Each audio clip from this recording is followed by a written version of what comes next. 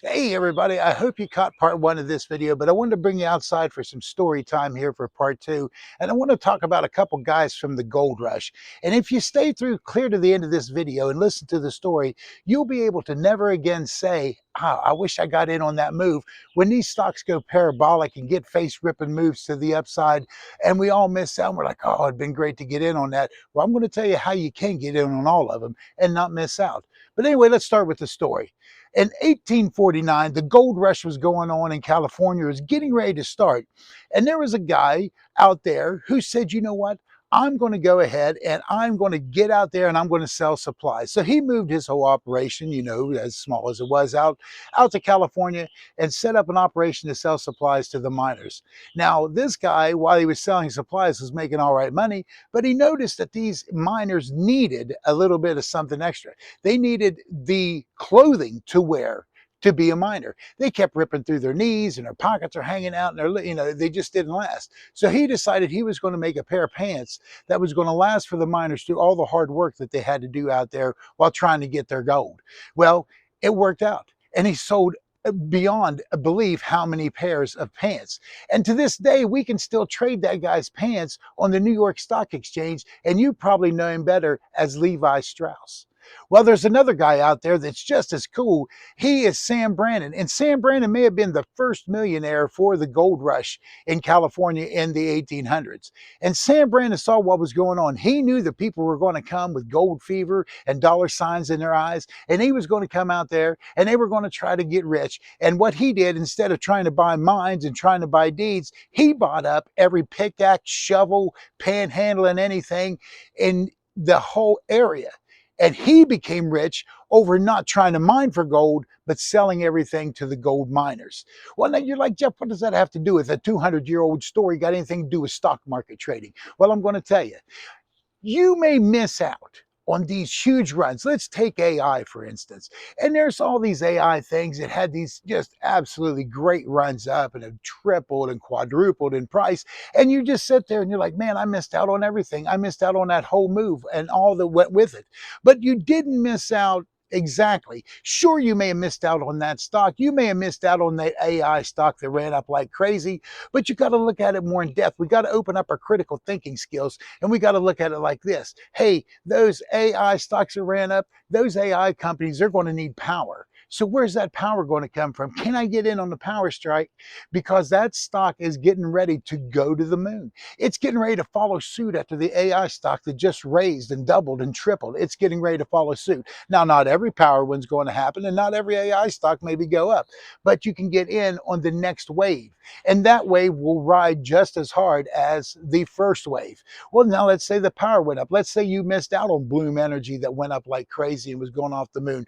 Let's say you didn't get in on the chips that help with the AI governing, like the NVDAs and the AMDs and Taiwan Semiconductors. Well, now where are you? Well, you know what? Those whole AI systems, they need warehouses to be in. They need to be stored. So who's making these warehouses? Is there a REIT that I can get involved in that has a group of these warehouses to where I just don't have to put all my eggs in one basket? Is there, what those data systems, they run really hot. All that runs extremely hot. So they're going to need some cooling systems. So groups like VRT is a great stock that just keeps running up and going up because it's a cooling system that's a leader in that area. Hey, you know what? If this power goes down, that's not going to be good for all this AI. So they're going to need backup generators because if it goes down, that's going to be a massive problem. So Generac leading the way in providing these generators for these backup systems.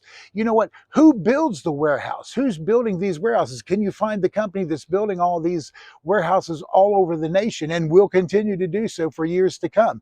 Who's selling them the supplies? Is Home Depot involved? Are they the one that's selling them supplies? Is Lowe's involved? Are they selling them supplies? Hey, how about Sherman-Williams? Somebody's got to paint these things. So there's all these layers. It's not just one stock went to the moon. There is all these sub stocks under it that are waiting just to push up. 500. Now, you can't just wait forever, or everybody's going to catch on. It's not like this is insightful information that nobody knows, but it's insightful information because you can get in one step behind all the time. You know, think about who owns the lands. The EV market, sure, we might have missed out a little bit on Tesla and all this, and we don't have to speculate on NEO, but who makes the batteries that's running these EVs?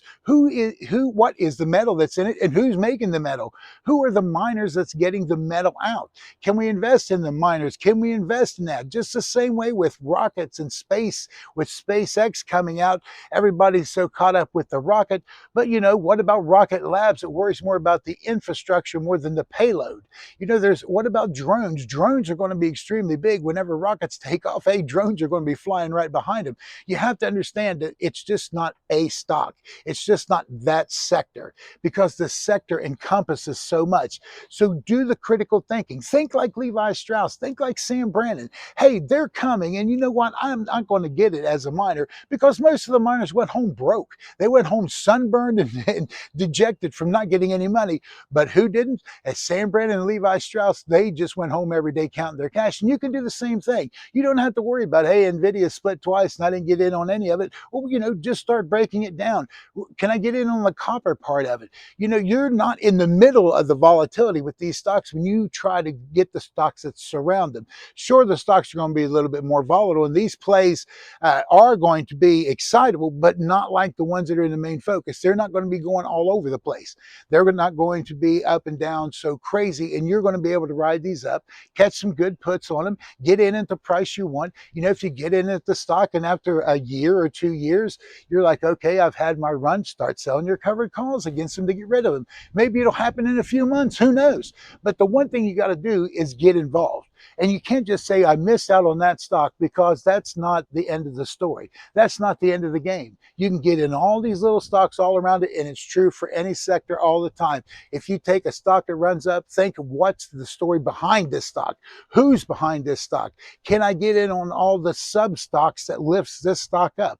Always be vigilant, always be critically thinking. And if you do, you're going to find these stocks, and you're going to find yourself just like Brannan and Strauss, counting your cash as you go home every day.